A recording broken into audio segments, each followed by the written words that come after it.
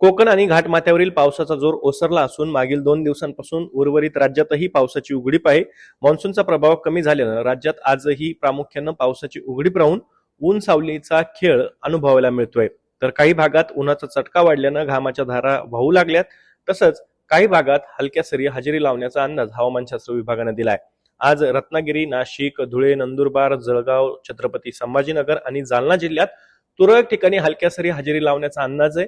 तर उर्वरित जिल्ह्यांमध्ये प्रामुख्यानं उघडीप राहण्याचा अंदाज हवामानशास्त्र विभागानं वर्तवला आहे. उन्हाचा चटका वाढल्यानं शेतकऱ्यांची चिंता सुद्धा वाढली आहे. हवामानशास्त्र विभागानं पुढील 5 दिवसांचा अंदाज जाहीर केलाय.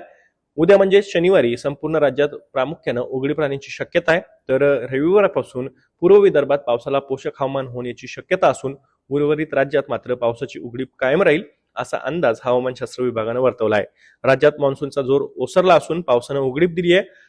मध्य उत्तर प्रदेशच्या उत्तरेकडील भागावर कमी दाबाचं क्षेत्र सक्रिय असून ते पुढील 24 तासांमध्ये हळूहळू निवळण्याची शक्यता आहे.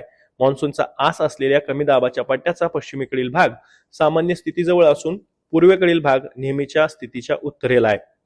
हवामानाच्या ताज्या अपडेटसाठी अॅग्रोवनच्या युट्यूब चॅनलला सबस्क्राईब आणि फेसबुक पेजला लाईक आणि फॉलो करायला विसरू नका.